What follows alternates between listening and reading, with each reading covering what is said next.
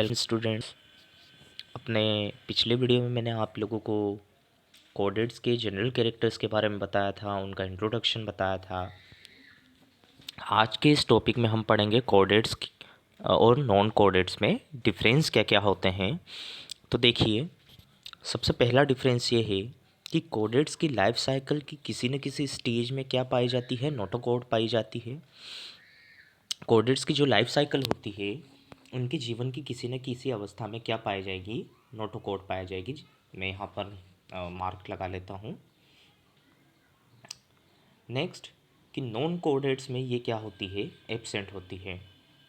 अब अगर हम वापस से कोडेड्स में पढ़ें तो इसके ऊपर ट्यूबुलर नर्व कोड पाई जाती है, यानी कि नोटोकोड के ठीक ऊपर आपको नर्व कोड देखने को मिलेगी, तंत्रिका रज्जु देखने को मिलेगी, जबकि नर्व कोड यहाँ पर मध्य में प्रेजेंट होती है। नॉन कोडेड्स में ये कहाँ प्रेजेंट होती है, मध्य में प्रेजेंट होती है। और अगर अपन बात करें तो इनकी लाइफ साइकिल की किसी न किसी स्टेज में फेरेंजियल गिल स्लाइड्स पाई जाती है, जबकि यहाँ पर फेरेंजियल गिल स्लिट्स एब्सेंट होती है। मैंने पहले भी आपको बताया है कि फेरेंजियल गिल स्लिट्स जो है वो एक प्रकार की ऐसी संरचना है जो आगे चल कर के रेस्पिरेशन ऑर्गन्स को, यानी कि श्वसन अंगों को डेवलप करती है। यहाँ पर फिर फोर्थ हम पढ़ें तो सभी एनिमल्स डिप्लोब्लास्टिक होते हैं कोडेड्स में, यानी कि ये भ्रूण में ये 3 परतों से मिलकर बने होते हैं, एक्टोडर्म, एंडोडर्म और मेसोडर्म। जबकि यहाँ पर बात करें तो ये कैसे होते हैं, डिप्लोब्लास्टिक होते हैं और ट्रिप्लोब्लास्टिक भी हो सकते हैं। यानी जो कॉर्डेट्स हैं वो आपको सभी ट्रिप्लोब्लास्टिक देखने को मिलेंगे, यानी भ्रूण की तीनों परतों से मिलकर बने होते हैं। जबकि नॉन कॉर्डेट्स में आपको दोनों टाइप्स देखने को मिलेंगे, डिप्लोब्लास्टिक भी देखने को मिलेंगे और ट्रिप्लोब्लास्टिक भी देखने को मिलेंगे। पांचवा जो पॉइंट मैं आप लोगों को बता रहा हूँ वो पहले पॉइंट के बाद में और दूसरे पॉइंट के बाद में सबसे मेजर पॉइंट है कि इनका जो ब्लड सर्कुलेशन होता है वो क्लोज टाइप का होता है। जो कॉर्डेट्स होते हैं, कॉर्डेट्स में आपको ब्लड सर्कुलेशन कैसा देखने को मिलेगा, क्लोज टाइप का मेन रूप से देखने को मिलेगा।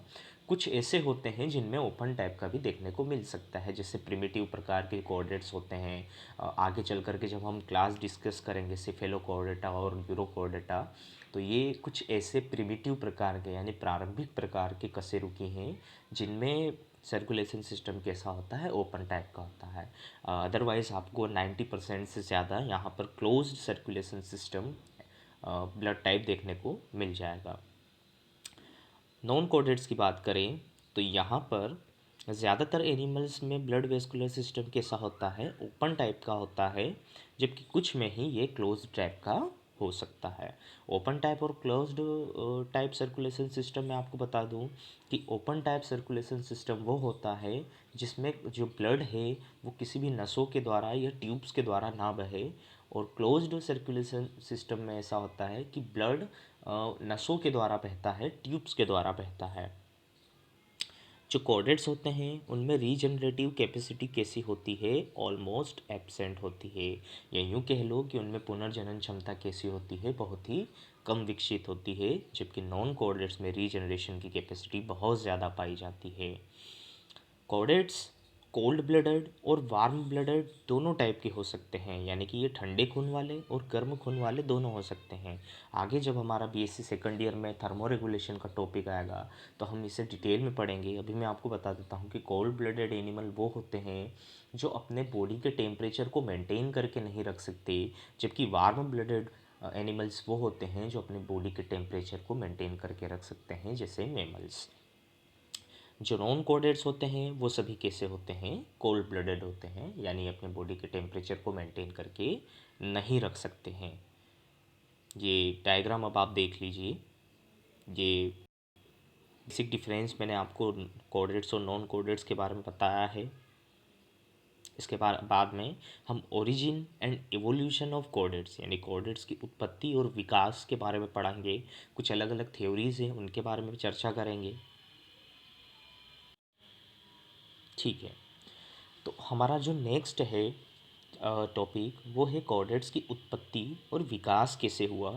तो देखिए कोडेट्स की हिस्ट्री जो है वो 450 मिलियन ईयर्स पुरानी है, यानी कि लगभग 45 करोड़ साल पुरानी है। और आज से लगभग 50 से 60 करोड़ साल पहले कैम्ब्रियन एज में नॉन कोडेट्स पाए जाते थे। इसी काल को क्या कहा जाता था? एज ऑफ इन्वर्टिब्रेट्स कहा जाता था। अधिकतर वैज्ञानिकों का मानना है कि कोडेट्स नॉन कोडेट्स से उत्पन्न हुए हैं, जो कि बिल्कुल सही भी है। कोडेट्स की ओरिजिन के लिए बहुत सारी थ्योरीज हैं, जैसे आर्थ्रोपोडन थ्योरी, एनिलिडन थ्योरी, है ना, निमेटाइन थ्योरी, इकाइनोडर्म थ्योरी। तो अलग अलग वैज्ञानिकों ने समय समय पर अलग अलग थ्योरी दी है। जैसे आर्थ्रोपोडन थ्योरी, ये सेंट हिलेरी ने 1818 में दी थी, और इसमें बताया था कि कॉर्डेट्स की उत्पत्ति आर्थ्रोपोड से हुई है, क्योंकि ऑर्थोपोड में आपको नर्व कॉर्ड व डोर्सल हार्ट देखने को मिल जाता है।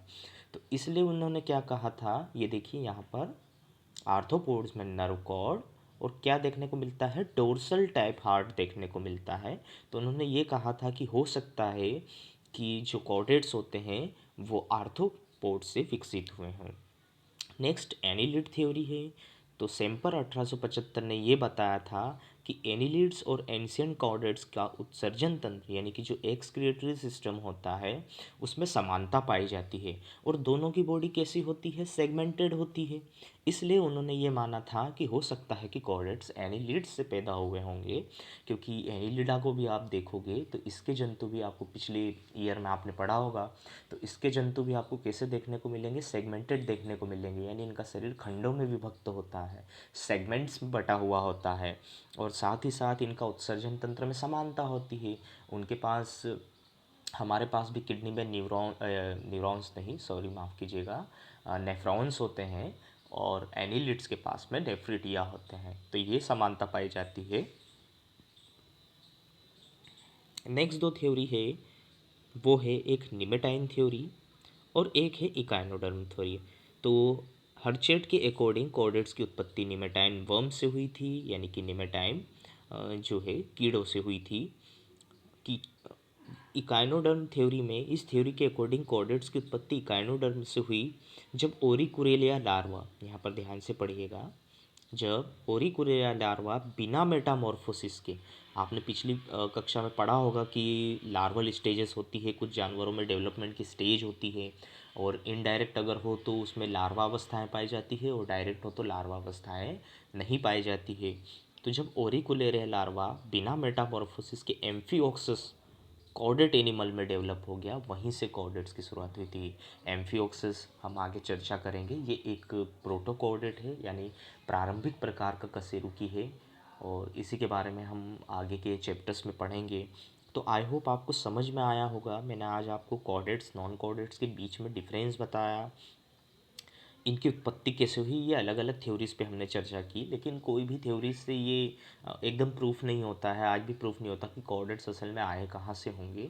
लेकिन कुछ वैज्ञानिक मानते हैं कि हेमिकॉर्डेटा, जो कि कशेरुकी और कशेरुकी यानी नॉन कॉर्डेट्स और कॉर्डेट्स के बीच की कनेक्टिव लिंक है, उससे ही कॉर्डेट्स का विकास हुआ होगा। तो मेरे वीडियो को लाइक कीजिएगा और शेयर कीजिएगा। Thank you.